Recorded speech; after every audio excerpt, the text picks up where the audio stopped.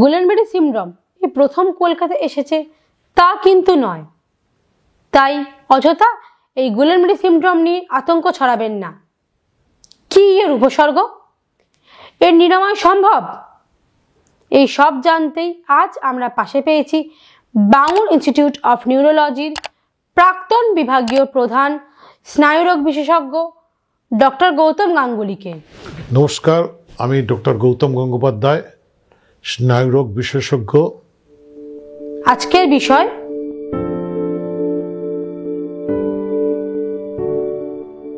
গুলেনবারি সিনড্রোমটা আমাদের peripheral nervous সিস্টেমের একটি রোগ। পেরিফেরাল নার্ভাস সিস্টেম মানে আমাদের নার্ভাস সিস্টেমটাকে দুটো ভাগে ভাগ করা হয়।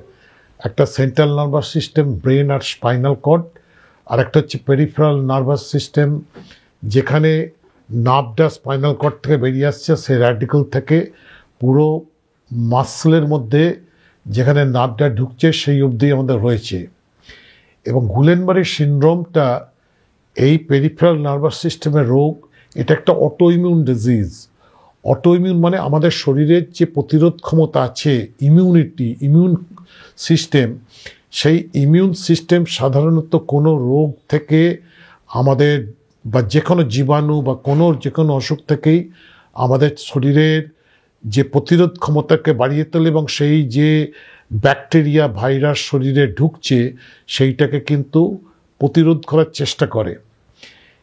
এইখানেই অটোইমিউন হচ্ছে যখন সেই ব্যাকটেরিয়া বা ভাইরাস যেটা শরীরে ঢুকছে সেইটাকে যখন শরীরের ইমিউন সিস্টেম ঠিক মতন চিনতে পারছে না, বা তাদের মধ্যে যে প্রোটিনটা রয়েছে বা পলিপেপটাইড, সেটা আমাদের শরীরের বিভিন্ন সেলের মতন দেখতে হলে সেই তখন আমাদের শরীরের ইমিউন সিস্টেম কিন্তু তাকে সেই আমাদের শরীরেরই সেই কোষকে, স্নায়ুকোষকে অ্যাটাক করছে, করে স্নায়ুকোষের যে স্বাভাবিক কাজকর্ম সেটা ব্যাঘাত করছে। তাই জন্যে অটো ইমিউন বলা হচ্ছে। যেমন এই জিবি সিনড্রোম, গুলেনবারি সিনড্রোমে এক্ষেত্রে যে মাইলিন নার্ভের উপর একটা কভার থাকে, মাইলিন সিদ বলি, এই মাইলিন সিদের ওখানে সেইটাকে মিমিকার, তাদের যে ব্যাকটেরিয়াটা বা ভাইরাসটা যাচ্ছে তাদের মতন, তাদের প্রোটিনটার মতন একই রকম স্ট্রাকচারের মতন দেখতে হয়, সেই মাইলিন সিস্টের উপর অ্যাটাক করছে এবং তার ফলে নার্ভাস সিস্টেমের বিভিন্ন লক্ষণ উপসর্গগুলো দেখা দেয়। সুতরাং গুলেনবারি একটা অটোইমিউন ডিজিজ। এটা কোনো ছোঁয়াচে রোগ নয় এবং এটা কোনো বংশগত বা জেনেটিক রোগ নয়, এবং এই রোগটা যে কোনো বয়সে যে কোনো মানুষের মধ্যে হতে পারে। কিছুটা সিজনাল ভ্যারিয়েশন হতে পারে। অনেক সময় আমরা দেখি বর্ষাকালীন বা অগস্ট মাস বা ডিসেম্বরের দিকে বেশি হয়। অনেক সময় বিভিন্ন জায়গায় অবশ্য বিভিন্ন রকম, অনেকে বলে সামারে এটা বেশি হয়, গরমকালে এরকম দেখা যায়।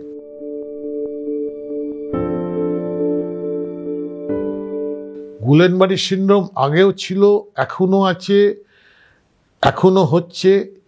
এইবার পুনের ব্যাপারটাকে নিয়ে যেটা দেখা যাচ্ছে, সেই রকম গুলেনবারি সিনড্রোমের একটা আউটব্রেক কিন্তু জর্ডনে হয়েছিল 1976 সালে। এখন যেটা হচ্ছে গুলেনবারি ছোঁয়াচে রোগ নয়। এবার প্রশ্ন আপনি করতেই পারেন, তাহলে এই আউটব্রেক এত লোকের মধ্যে হচ্ছে কি করে?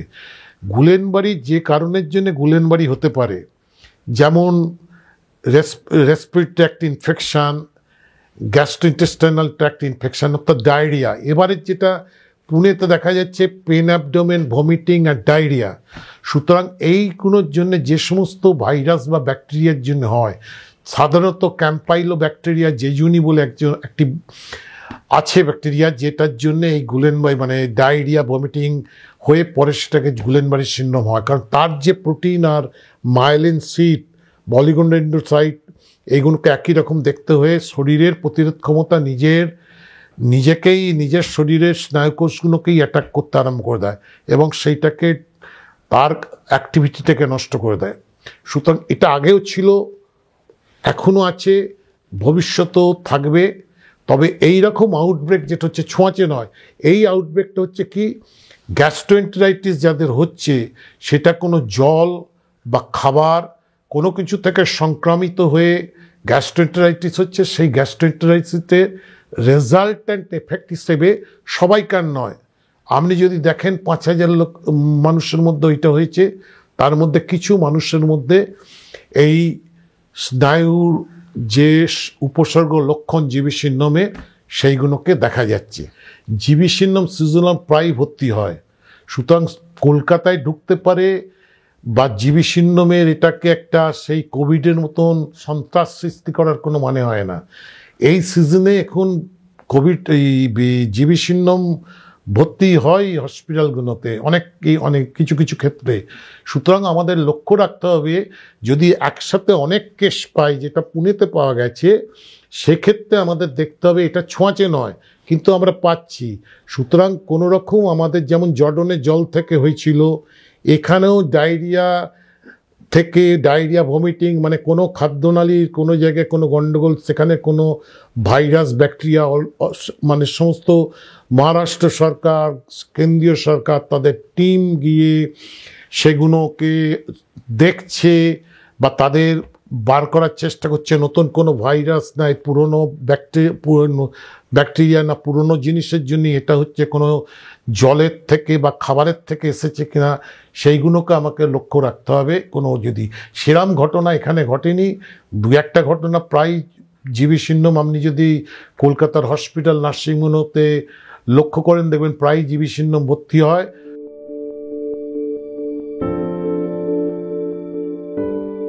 একটা ঝিনঝিন করা বা একটা অস্বস্তি বা একটা অস্বাভাবিক পেইন পায়ের দিক থেকে শুরু হয় বা হাতেও থাকে, শুরু হতে পারে, এবং আস্তে আস্তে দুর্বলতা শুরু হয়ে যায় এবং পায়ের দিক থেকে শুরু হয় এবং সেখানে মাটিতে বসে উঠতে পারে না। তারপর হাতে আসে, হাতেও যেমন বিশেষত প্রথমের দিকে আমাদের প্রক্সিমাল মাসল, পায়ের যেমন থাই, হাতে যেমন আর্ম, এগুলোকে ধরে, এখান থেকে চুল আঁচড়াতে পারা যায় না, হাতটাকে ওঠানো যায় না, এই মাসল দুর্বলতাগুলো শুরু হয়ে যায়, মাসল উইকনেস। এই মাসল উইকনেসের সাথে সাথে যখনই ঝিনঝিন করবে, অনেকেই তো বলবে আমাদের হাত পা শীতকালে বেশি ঝিনঝিন করে, তাহলে কি আমরা জীবশীর্ণম স্নায়ুরোগ বিশেষজ্ঞের কাছে ছুটে যাব? কখনই নয়। যখনই এইরকম ঝিনঝিন থেকে মাসল উইকনেস দেখা দেবে, সঙ্গে সঙ্গে আপনাকে স্নায়ুরোগ বিশেষজ্ঞর কাছে যাওয়া উচিত, স্নায়ুরোগ বা ফিজিশিয়ানের কাছে গেলেও যাওয়া উচিত। তাকে পরীক্ষা করে দেখতে হয়। পরীক্ষা করলে তার যদি শরীরের রিফ্লেক্সগুলো অ্যাবসেন্ট হয়ে যায়, তখন আমরা বলি এটা জীবশীর্ণম। এবং জীবশীর্ণমের ক্ষেত্রে আপনাদের বলতে পারি, জীবশীর্ণম যতজনের হাতে হয় তার মধ্যে 2/3 কিন্তু ভালো হয়ে যায়। কিছু কিছু ক্ষেত্রে দুর্বলতা থাকে এবং অনেক টাইম লাগে প্রপার ফিজিওথেরাপি করা, নিউরো রিহ্যাবিলিটেশনে অনেক সুস্থ হয়ে সুস্থ স্বাভাবিক জীবনযাপনে চলে আসতে পারে। ওই 1/3 ক্ষেত্রে কি হয়, যখন এইগুলো তাড়াতাড়ি বাড়ে, পা থেকে হাতে এলো, সঙ্গে সঙ্গে গলা ধরতে পারে, যেখানে গিলতে অসুবিধা হয়, খেতে অসুবিধা হয়, নিঃশ্বাসের কষ্ট হয়, রেসপিরেটরি একটা ইনভলভমেন্ট হয়, সেগুলো কিন্তু আমাদের খুব সতর্কভাবে দেখতে হবে।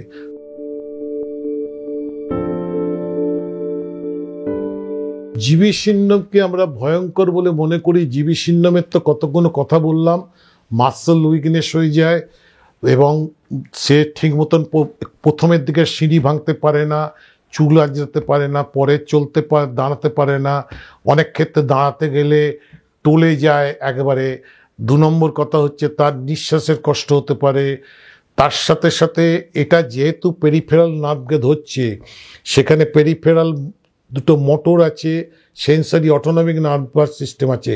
অটোনমিককে ধরলে সেখানে প্রেশার ফ্লাকচুয়েট করতে পারে, হার্টের উপর এফেক্ট পড়লে হার্ট রেট এদিক মানে কখনো ফাস্ট কখনো কমে যেতে পারে। এই যে হচ্ছে এইগুলো হচ্ছে সাডেন বেড়ে যেতে পারে অটোনমিক সাডেন, তাই জন্য ভয়ের চিন্তা, তাই জন্যই আমরা এটাকে অবজারভেশনে রেখে দিই। যদি কোনো রকমের নিঃশ্বাসের কষ্ট হয় বা প্রেশার ফ্লাকচুয়েট করে, সেক্ষেত্রে এটাকে কিন্তু ইন্টেনসিভ কেয়ারে রেখে ক্লোজ অবজারভেশনে রেখে দেওয়া হতে পারে।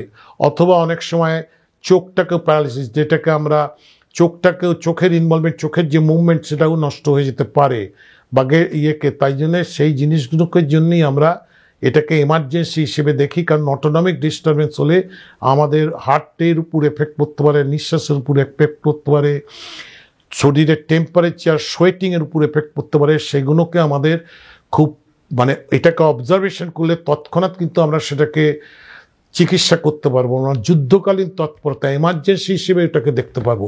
তাই জন্য প্রথমে কিছু না থাকলেও আমরা ভর্তি করে সেটাকে কন্টিনিউয়াস ফলো আপ করে যাই আমরা।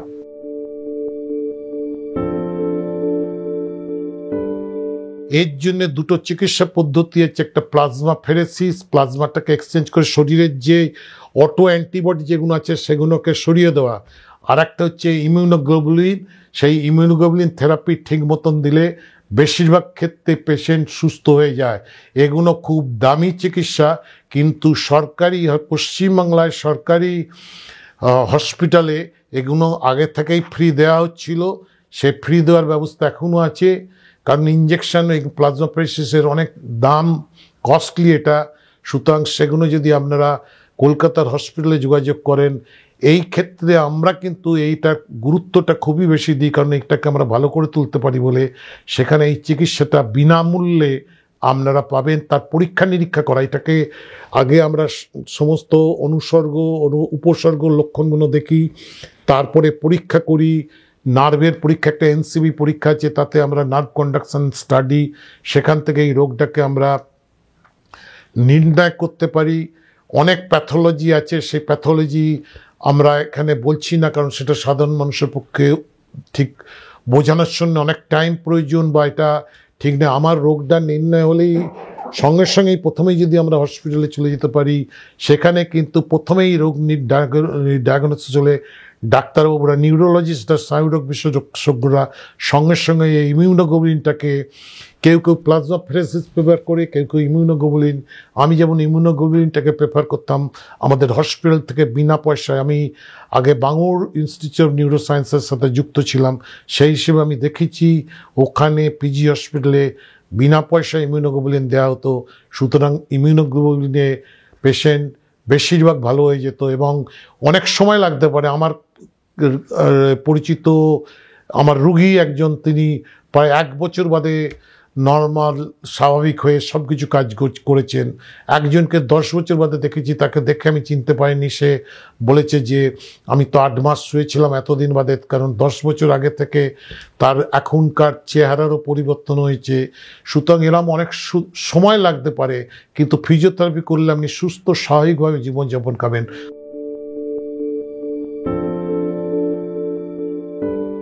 যেহেতু সর্দি কাশি রয়েছে, মুখে মাস্ক লাগিয়ে ঘোরাফেরা করুন।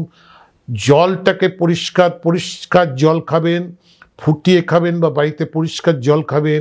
খাওয়া দাওয়া আগে হাত পা ধুয়ে ভালোভাবে খাবেন, ভালো জায়গায় খাবেন। একটু খাবার যদি কোনো গন্ডগোল বা কোনো রকম মনে হচ্ছে সন্দেহ হয় যে খাবার মধ্যে একটু টক হয়ে গেছে বা খাবারটা ঠিক নেই, তাহলে সেই খাবারগুলো পরিহার করবেন। কারণ রেসপিরেটরি ট্র্যাক্ট ইনফেকশন আর গ্যাস্ট্রোইন্টেস্টাইনাল ট্র্যাক্ট ইনফেকশন, এইটার থেকেই কিন্তু জিভি সিন্ড্রোম হতে পারে, আরও অন্য কারণে হতে পারে। সেই কারণগুলো নিয়ে আমি এখানে আলোচনা করছি না। এইটা কোনো ভ্যাকসিন থেকে হতে পারে, যারা ভ্যাকসিন নিই আমরা। সুতরাং সেইগুলো নিলে আমাদের ভ্যাকসিন নিতেও হবে প্রতিরোধের জন্যে, সেইটা নিয়ে ভয় খাবেন না।